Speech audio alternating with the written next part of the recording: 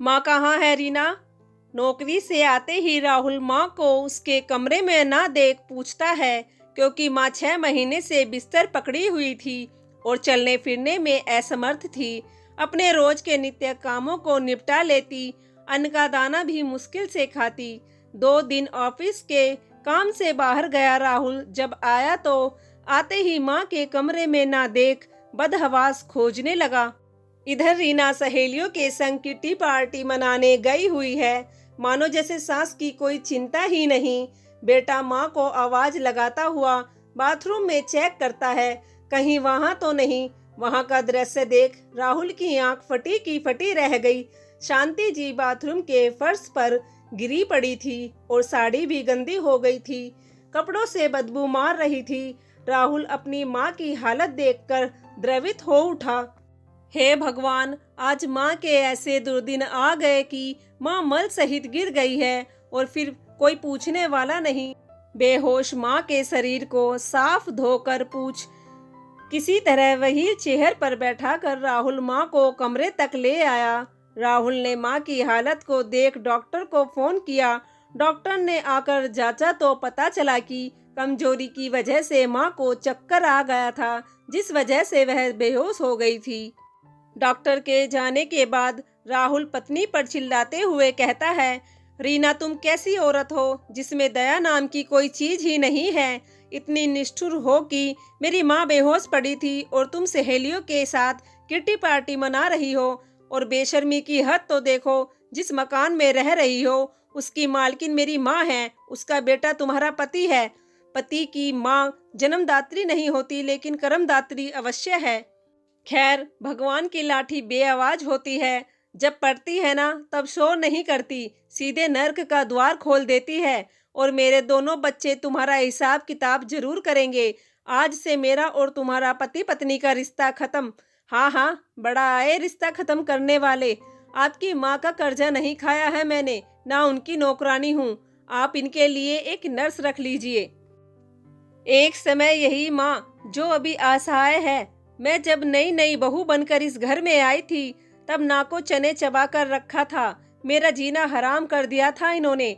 आए दिन चिक चिक करती रहती थी। मेरे दोनों बच्चों को हाथ नहीं लगाती थी। बाथरूम का दरवाजा भी खोलकर नहाती थी मैं, ताकि मेरे बच्चे पिलंग पर से न गिर जाए। जुड़वा होने के चलते चिंटू पिंटू को कितने जतन से पाला है यह मैं ही जानती हूँ। तुम्हारी नई लगी नौकरी के चलते तुम सुबह के गए देर रात तक घर लौटते थे। ऐसे में तुम क्या जानो कि कैसे कैसे मैनेज करके घर के काम करते हुए दोनों को पाला है मैंने। क्या दादी होने के खातिर तुम्हारी माँ का इतना भी फर्ज नहीं बनता था कि कम से कम अपने पोतों को तो पकड़ ले? वैसे तुम्हारी मर्जी है, तुम रिश्ता निभाना चाहते हो तो निभाओ और अपनी माँ के लिए कोई नर्स का भी प्रबंध कर कर्तव्यनिष्ठ पुत्र की भूमिका निभाओ। मैं तुम्हारी माँ की सेवा नहीं करूंगी और ना ही इनके चोचले बर्दाश्त करूंगी। अभी भी खाट में पड़ी है पर गाली देने से बाज नहीं आती। दिन रात कोसती रहती है, कहती है तेरी कोख जल जाए, तू विधवा हो जाए। भला बताइए ऐसे कौन सेवा करे? रीना का दो टुक जवाब सुनकर राहुल को काटो तो खून नहीं, पर क्या करे। इधर माँ है उधर बीवी। जब माँ को अपनी बहू पर ममतावश प्रेम नौछावर करना था तब कड़क सांस बनकर खुनस खाती रही। शायद आने वाले बुढ़ापे का खौफ ना रहा, तभी तो आज नरक भोग रही है। अब मुझे तो अपना फर्ज निभाना ही है। 24 घंटे के लिए दूसरे दिन एक नर्स को रखा गया। सिक्के के दूसरे पहलू से अवगत रोहन का मन कटुता से भर गया माँ के प्रति। खैर, वह बीती बातें थी अतीत की, जिससे वह अनभिज्ञ था। लेकिन अभी माँ अपने ही बेटे और पोतों को कैसे शराब दे सकती है? बहू भी तो किसी की माँ है, पत्नी है। हमारे हिंदू समाज में बुजुर्ग बुढ़ापे में सठिया जाता है।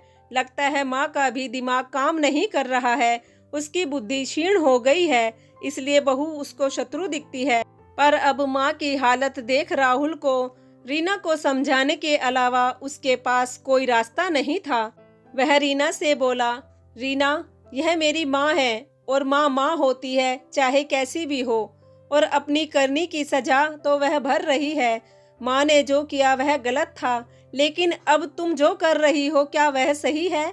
माँ की करनी माँ के साथ है और तुम्हारी करनी तुम्हारे साथ है। मैं औलाद हूँ उनकी, ऐसे बीच भंवर में नहीं छोड़ सकता अपनी माँ को। मेरे सिवाय इस दुनिया में कोई नहीं है उनका। कहते हुए राहुल की आंखें भर आई। माँ के प्रति राहुल को दुखी देखकर रीना बोली, राहुल, इतनी भी स्वार्थी नहीं हूँ मैं। बस मुझे वह दिन याद आते हैं जब माँ जी ने मुझे परेशानी में अकेला छोड़ दिया था।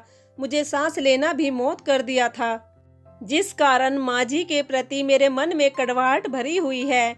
लेकिन राहुल, मैं तुम्हें भी दुखी नहीं देख सकती। और सही कहा तुमने, माँ जी ने अपना कर्म किया और मैं अपना कर्म करूंगी।